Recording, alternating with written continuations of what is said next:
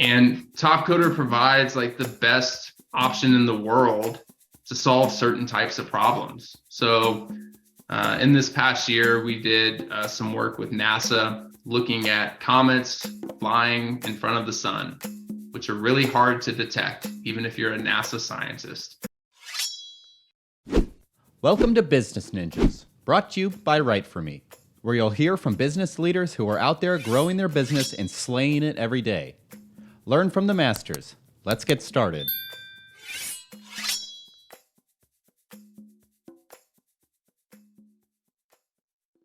Hey everybody, this is Max Pittman from WriteForMe, and you're listening to another episode of the Business Ninjas podcast, where we meet the experts who are making things happen and scaling their businesses. And today we're talking about Topcoder with Mr. William Morgenstern, who is the Director of Operational Excellence at Topcoder. William, or Mo, as he's known around the office. Mo, thank you so much for joining us today. Thanks for having me, Max. Yeah, we appreciate it. And I'm excited to dive into Topcoder. It's in the enterprise IT industry doing coding as a service. And the company itself has been around for about 22 years. So I'm definitely excited to dive into what's going on there at Topcoder. But before we jump into the organization, our Business Ninjas community is built of entrepreneurs, executives, sales and marketing leaders like yourself. So, as the Director of Operational Excellence at Topcoder, tell the Business Ninjas community a little bit about yourself, your role, and some of the things you're focused on. Yeah, sure, Max. My career has been very diverse in the best way. I started off as a linguist in the Air Force. I moved into consulting. After that, I wound up going the business school path. And after a couple of years as an entrepreneur, full-time, I moved into the world of global systems integrators and enterprise IT. I spent about 2 years in a global systems integration company named Wipro. And at the end of those 2 years, I came across a small company that they had acquired called Topcoder. And I started peeling back the covers a little bit on that company, and I was really sort of mesmerized with what I saw. Just a fundamentally different way of getting coding, software development, data science, and things like that done. Fundamentally different way of looking at talent, opportunity, quality, and it is like a paradigm shift for me. And I realized by that point in my career that I get really energized by working on quote unquote new problems and creating new value. So that really resonated with me, and I decided to pop down into Topcoder, and that's where I've been since 2018. And in my time at Topcoder, I've worn a lot of hats. Go-to-market strategy, partnerships and alliances, and sales and marketing most recently, looking after our global strategic accounts. That was a really great experience for me. First time I had done sales, and it was like a red pill, blue pill moment for me. And I think I'll carry that for the rest of my career. But now I work in operational excellence, which really leverages a lot of a lot of skills and experience I accumulated throughout my career in terms of scalable systems, processes, and repeatable success. And that's what I apply at Topcoder. Very cool. Well, first, let me just start by saying I appreciate your service and the time you put into defending the country. So that's great. First of all. Second, I love that you kind of saw that this space was a space for you and something that you could really dive into, kind of and apply what you've learned throughout life and start to apply that and leverage that here at this organization at Topcoder. And from the outside looking in, it looks like you guys are kind of doing hackathons, coding competitions, and so it seems really interesting. But I love it if you could provide us with maybe that elevator pitch, like what problem specifically is Topcoder solving? Yeah.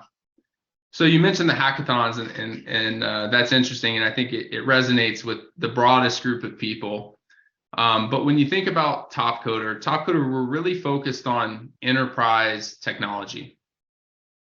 And specifically, our elevator pitch or our value proposition is that we provide access to the top talent in the world on demand, in a methodology that basically gives business leaders more agility. When I say more agility, it means you need to solve a really hard problem.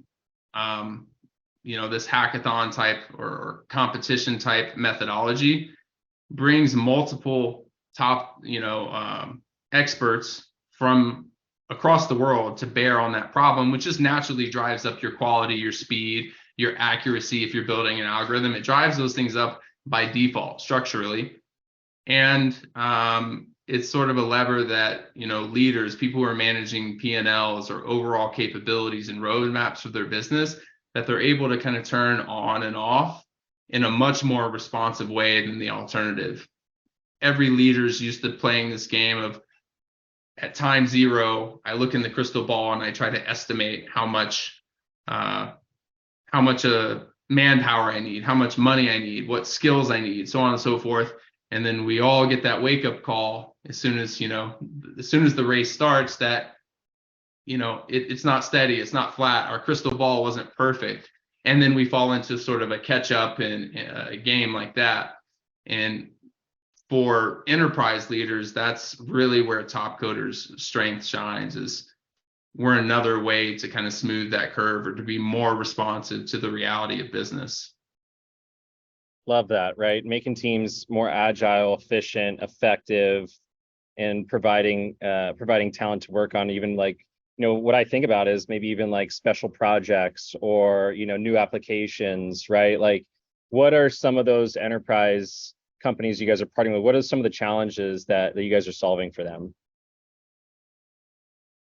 It's a huge range, and I'm inevitably going to be biased on the ones that I highlight, but I love what we do in data science, right? Data science is everywhere because we're swimming in data.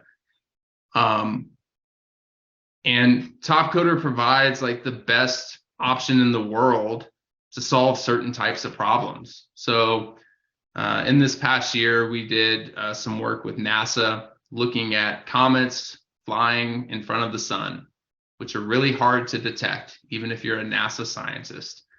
But when you bring a community of 600,000 data scientists to bear on problems like that, you identify new comets. You like literally have an impact on the pace of progress, and not just, looking at comets by the sun, but looking at in medical applications. Our community built the first sort of treatment-oriented computer vision algorithm, and it was to segment lung tumors for radiation treatment. And it's just really remarkable to see.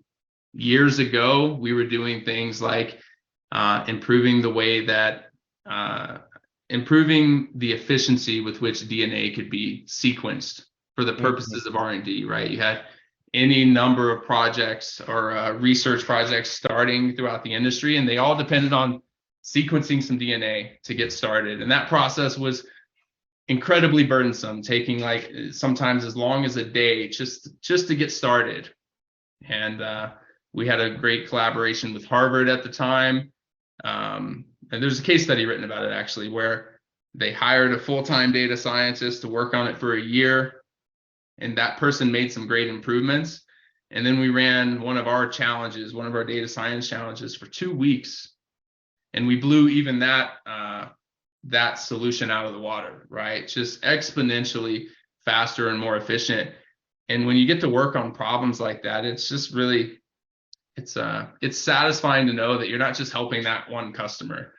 You literally have helped elevate the pace of R&D, of drug development, of things that impact a whole lot of people in a whole lot of areas. So that's where my bias is. Of course, we've built a lot of great products and made a lot of software or application development directors happy across the Fortune 500. But my heart, I guess, is kind of with data science. I love it. Yeah, it makes sense, right?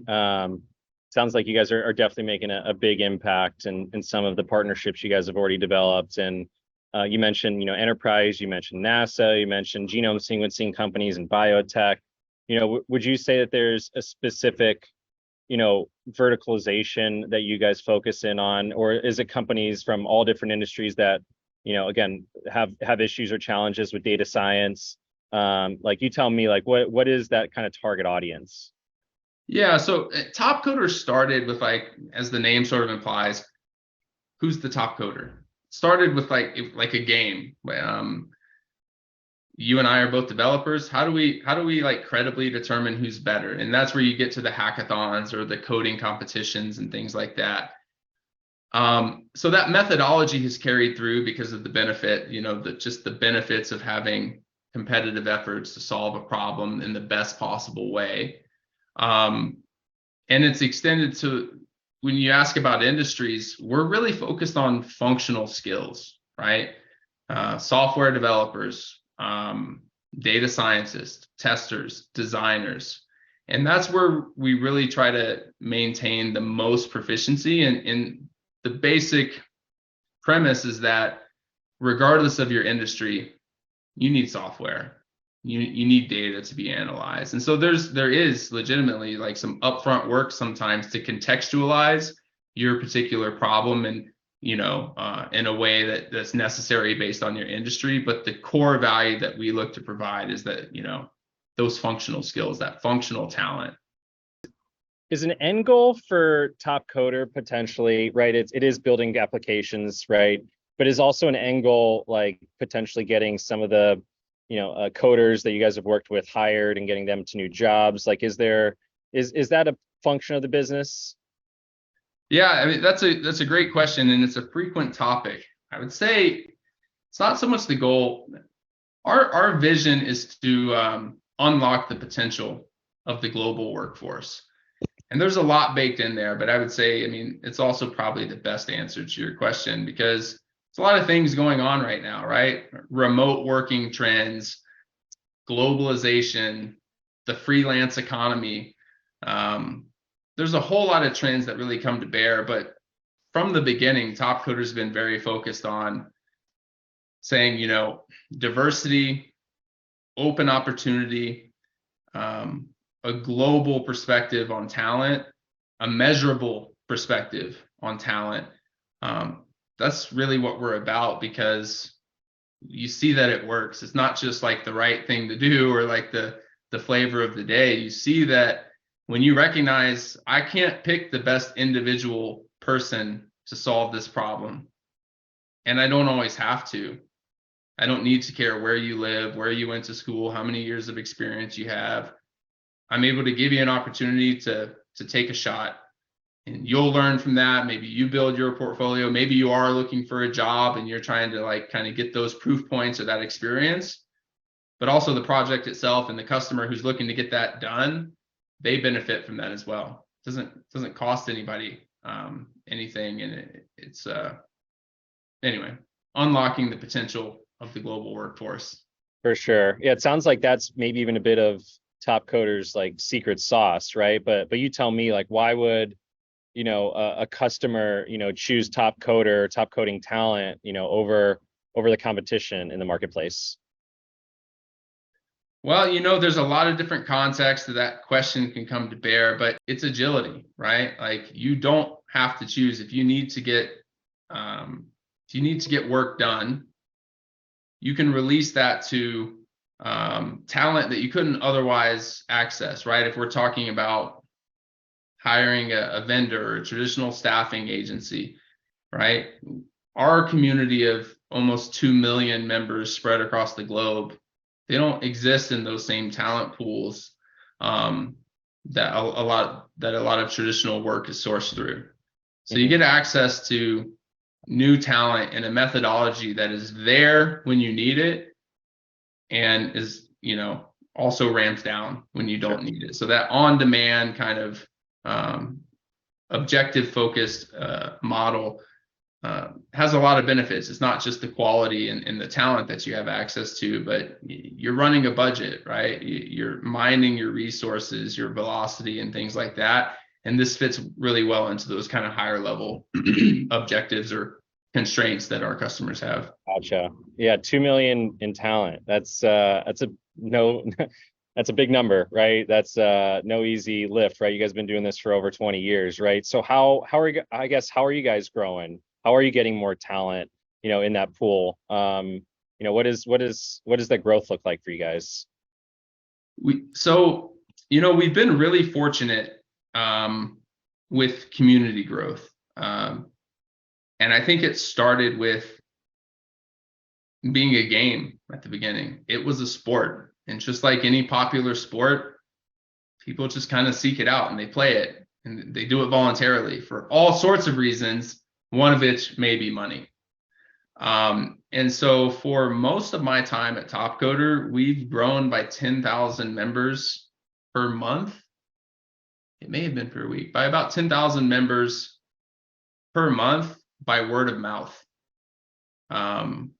Because when you have a vibrant sport, like it just kind of naturally grows that way. And with our community size, I find that we spend far more time trying to spread the good word to customers and folks who may not associate this type of work or this type of way of accessing talent. Kind of spreading the good word to those folks to bring more work and opportunity in for that community. Wow. Gotcha. Yeah, it sounds like it sounds like you guys have figured it out, right? You have like the key to getting this talent into your pool by making it something that they would want to do, something that it's fun to do, and something that they're really good at that they could potentially be leveraging and getting their talent out there across the board to other companies. So it sounds like, yeah, you guys have really kind of found the golden ticket there, right? Like, I think about the early days at Facebook and hearing and remember the scene in the Social Network where they're doing like the hackathon with Mark there, right? Sounds like that's kind of the business model you guys have almost been built around, Yeah, believe it or not, Mark Zuckerberg actually has a profile on Topcoder. I heard he got busy recently, so he hasn't been like partaking in too many challenges, but yeah. He was a member of Topcoder. So I know you're not on like the marketing team, but you've been a part of sales and the go-to-market team, right? So tell me, I guess, a little about like, because we're focused here, right, for me on content marketing and ensuring companies are being found online and, production and podcasts, et cetera. So like, what's been the way you guys been educating the market, like on Topcoder and helping you guys stand out against, like from a scaling perspective internally? Yeah, I guess I should have expected a question like this, but I'm a little bit pleasantly surprised by it because it's like a sales question, right? Yeah. When we focus on how to get the word out or how to grow with customers, I don't think there's any secret there. I mean, it's about, I think, establishing relevance and placing customers as the main character of the story, right? I mean, as much as we may know that as sales professionals, you still be surprised perhaps or not surprised how often a conversation with a customer starts with the full life story of your company or your offering and all the things that make it so great. But rarely does somebody lead with, I understand you, Max, what you're trying to achieve and what's really a pain in your butt right now. And I'm going to sort of orient everything that we talk about around that. So it just kind of comes back to, what I was saying earlier about that agility. Like, I know that any director or VP level leader inside of a custom organization that I'm going to talk to, I know that they're constantly trying to balance supply versus demand, right? Or capacity versus work requirements. I know that they're doing that. And I know that in the traditional model, right, you're doing really great if you can hire somebody new and have them work out in 2 months. Often it's much longer, right? And that assumes that you find the right person. So you look at those often and you can go get a contractor maybe for a little bit quicker. But when you look at that real problem that virtually every manager, leader, and executive faces, and you say, look, we can talk about the requirements for this thing right now, have it work, getting work done in the community by this evening, and have deliverables in your hand with true diversity and like measurable quality. within a matter of days, like it's just better. And then you may not care about the widget, right? Like leaders don't care about the actual widget, but that thinking about that as an ongoing capability in your toolbox, and the implications on that on what you're trying to manage quarter over quarter, year over year. I feel like that's where personally I've seen the most success. It's just making it relevant to the person you're talking to. Sure. Yeah, you got to do that for sure and uncover like what their actual challenges are. I love asking the question like, what's your North Star? Like, what are you working on right now? What's like top of mind? Like, let's understand that and then try to break that down and kind of peel open the onion to see if this is actually something that Topcoder can even do, right? Like, we want to make sure like this is something that we could accomplish for you. I'm sure since you guys are so agile, because that's kind of what I've been hearing is kind of the theme here is you guys are really agile. I'm sure there's a ton of different use cases that I probably have no idea what they even are that you guys can solve for, but you need to understand what that is, right, before getting that conversation. Yeah. So what would you say like, is helping you guys get out into the marketplace? You guys at events, are you guys hosting, like doing a lot of things in person right now? Like, how are you guys getting out into the marketplace to get those ENT customers? Yeah. Well, we have a parent company, which is services most of the Fortune 500, and that helps you get out into the market pretty well. And we've spent a lot of time in these past few quarters really circling back on our North Star, our brand. Historically, we've run a lot of events, like think of it as like the Olympics of competitive programming. We've run a lot of events like that, which have had their own benefits both in our community and with customers. But certainly coming out of COVID world and looking, and potentially going into a recession, we've taken a bit of extra time to circle back on what is that North Star, that brand, and that sort of direction that we want to put out into the market. Sure. Yeah. So you guys are doing some Olympics in person. Like, when is that one coming up? Right? If someone's listening to this and interested, what's like on the horizon? That one is waiting for version 2.0. It Okay. hadn't been in person since whenever COVID started, right? Because that event, when we were running it, was in person traditionally for about the first 18 years or so. And we flew the top performing competitors from across our community to a single location in person to, battle it out oftentimes on like real customer projects and problems. It was a lot of fun, but like I said, COVID threw a big wrinkle in that, and you can do remote events, you can do things like that remotely. But we really want to make sure that that's an area among a couple others where Topcoder, I think, has been world class, and Sure. It was the right time, I think, to circle back and say, okay, how do we make sure that we stay world class or raise that bar even further in some of these key areas that make us unique? Right. I love that Olympic reference. Got to raise the bar, right? Always raising the bar, whether that's fastest sprint, longest long jump, so I love that. Right. So like, as you guys are, looking to stay relevant, raising the bar, you're the director of operational excellence, as we wrap things up here, like what's something that, you want to be celebrating, or something that you want to accomplish within like this fiscal year, like, and how are you working towards that? Yeah. In operational excellence, I'm focused on bringing a lot of that focus to those core parts of the business. I'll just take one example: scoring. We didn't talk about scoring in particular, but